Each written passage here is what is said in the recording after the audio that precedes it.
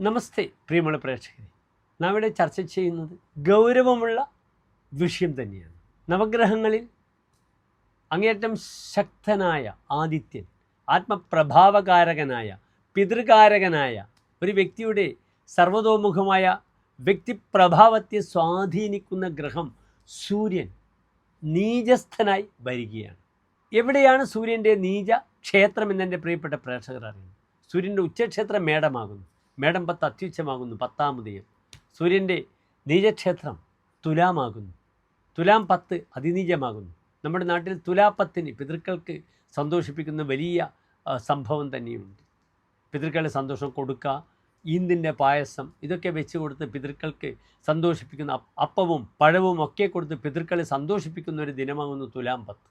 ഇതാ ഏതാനും ദിവസങ്ങൾക്കുള്ളിൽ 2025 ഒക്ടോബർ 17-ാം തീയതി, അതായത് 1201 കന്നിമാസം 31-ാം തീയതി വെള്ളിയാഴ്ച ഉച്ചയ്ക്ക് 2 മണിയോടുകൂടി തുലാം രാശിയിലേക്ക് പ്രവേശിക്കുകയാണ്. തൻ്റെ നീചരാശിയിലേക്ക് പ്രവേശിക്കുകയാണ്.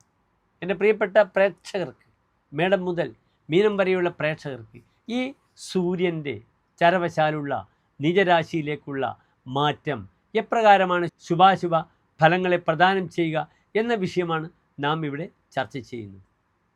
ഞാൻ ആദ്യം പറഞ്ഞു, സൂര്യൻ ആത്മപ്രഭാവമാണ്, വ്യക്തിത്വമാണ്, ഒരാളുടെ പേഴ്സണാലിറ്റിയുടെ പൂർണ്ണതയാണ്, തൻ്റെ പിതാവാണ്.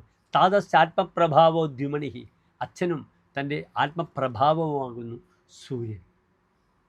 ചന്ദ്രൻ അമ്മയും മനസ്സുമാണ്. ആത്മപ്രഭാവകാരകനായ സൂര്യൻ ബലവാനാണെങ്കിൽ ഒരാൾക്ക് തൻ്റെ പ്രഭാവത്തെ ഇംപ്ലിമെൻ്റ് ചെയ്യുവാനുള്ള കരുത്തുണ്ടാകും. ആ കരുത്ത് നഷ്ടപ്പെടുന്ന ഒരു മാസമാണ് നമ്മുടെ മുന്നിലുള്ളത്. വളരെ സൂക്ഷ്മമായി നമുക്ക് ചിന്തിക്കണം. ഓരോ രാശിക്കാർക്കും എപ്രകാരമാണ് സൂര്യൻ്റെ തുലാരാശിയിലേക്കുള്ള മാറ്റം അനുകൂലം അല്ലെങ്കിൽ പ്രതികൂലമായി വരുന്നത് എന്ന വിഷയം. എല്ലാ പ്രിയപ്പെട്ട പ്രേക്ഷകർക്കും ഡോക്ടർ മാരാർജി എന്ന നമ്മുടെ യൂട്യൂബ് ചാനലിലേക്ക് സ്വാഗതം.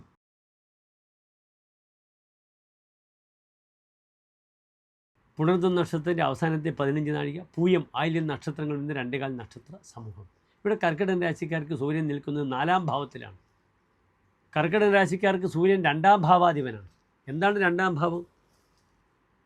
ഭർത്തവ്യം അഖിലം വിത്തം വാണി ചക്ഷുശ്ച ദക്ഷിണം. ഭർത്തവ്യം, താൻ ഭരിക്കപ്പെടേണ്ട തൻ്റെ കുടുംബാംഗങ്ങൾ, ഭാര്യ സന്താനങ്ങളാണ് ഭർത്തവ്യം. പോഷ്യജനാഹ എന്നാണ് സംസ്കൃതത്തിലർത്ഥം.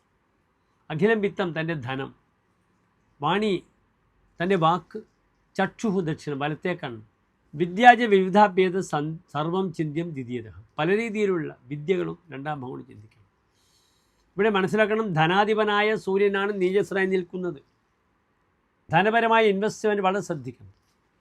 അനാവശ്യമായി വാഹനങ്ങൾ, പുതിയ വാഹനങ്ങൾ വാങ്ങാനുള്ള ശ്രമം നടത്തുക, വാഹനങ്ങൾ അപകടത്തിൽപ്പെടുക, ഇതൊക്കെ സംഭവിക്കും. അധോമുഖ രാശി ആരൂഢമാണ്. വാഹനങ്ങളൊക്കെ വളരെ ശ്രദ്ധിച്ച് ജാഗ്രത പാലിക്കണം. തനിക്ക് വേണ്ടെങ്കിൽ പഴയ വാഹനങ്ങൾക്ക് വിറ്റ് കാശുണ്ടാക്കാം, പക്ഷെ പിന്നീട് തോറ്റുപോയി എന്ന് ചിന്തിക്കരുത്. അപ്രകാരം ധനപരമായ നഷ്ടങ്ങൾ ധാരാളം വരും. വിസുഖ പീഡിതമാനസ ചതുർത്ഥേ എന്നാണ് ഹോരാചാര്യർ ഫലം പറഞ്ഞിരിക്കുന്നത്. വിഗതം സുഖം യസ്യ സഹ, തനിക്ക് സുഖം കൈവിട്ട് പോകും. പീഡിതമാനസം, മനസ്സിന് അങ്ങേറ്റം പീഡ വരും. പീഡിത മാനസം യസ്യ സഹ, മനസ്സിന് സ്വസ്ഥത അസ്വസ്ഥത വരും. കാരണം 4-ാം ഭാവം ഒരാളുടെ സുഖമാണ്. ഇവിടെ തൻ്റെ കുടുംബത്തിൽ തന്നെ ധാരാളം പ്രയാസങ്ങളും പ്രശ്നങ്ങളും ആരോഗ്യപരമായ വിഷയങ്ങളും വരും. താൻ ശ്രദ്ധിക്കേണ്ട കുടുംബാംഗങ്ങൾക്ക് രോഗാദി അരിഷ്ടതകൾ വന്നു തനിക്ക് ധാരാളം കാശ് നഷ്ടം വരും. അതിനാൽ ഇൻഷുറൻസ് എടുക്കാത്ത വ്യക്തികൾക്ക്, ഹെൽത്ത് ഇൻഷുറൻസ് ഒന്നും ഇല്ലാത്ത വ്യക്തികൾക്ക് പല രീതിയിലുള്ള ധനനഷ്ടങ്ങൾ വരുന്ന മാസമാണിത്, ശ്രദ്ധിക്കണം. തുരിയേ ദിനേശെ അതിശോഭാധികാര ജനസമ്പ്രതിയ വിഗ്രഹം ബന്ധുതോപി എന്നാണ്, ചമത്കാരി എന്നാണ് ഈ ഫലം പറയുന്നത്. 4-ൽ സൂര്യൻ വരുമ്പോൾ തൻ്റെ ശോഭ കാരണം ബന്ധുക്കളും കുടുംബക്കാരും തന്നോട് കലഹിക്കും.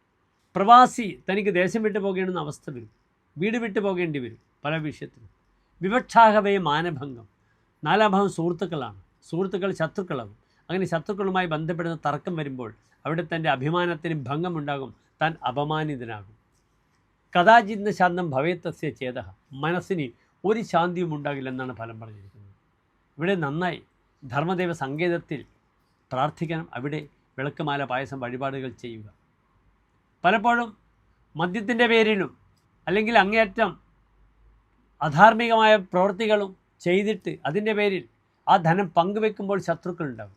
മദ്യക്കച്ചവടക്കാർക്കൊക്കെ അല്ലെങ്കിൽ മദ്യം വിൽക്കുന്നവർക്കൊക്കെ പ്രയാസങ്ങൾ വരുന്ന സമയമാണ്.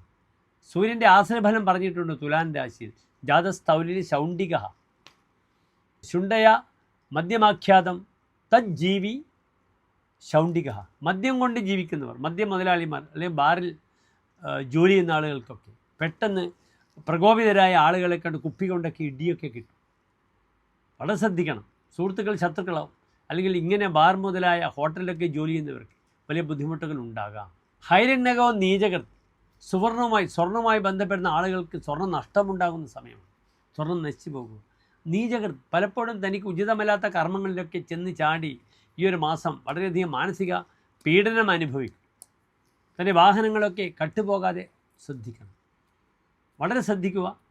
ഇവിടെ ധർമ്മദൈവ സങ്കേതങ്ങൾ യഥാശക്തി പ്രീതി ചെയ്ത് ധർമ്മദൈവ പ്രീതി വരുത്തി ഈ ഒരു മാസത്തെ നന്നായി മുന്നോട്ട് കൊണ്ടുപോവുക.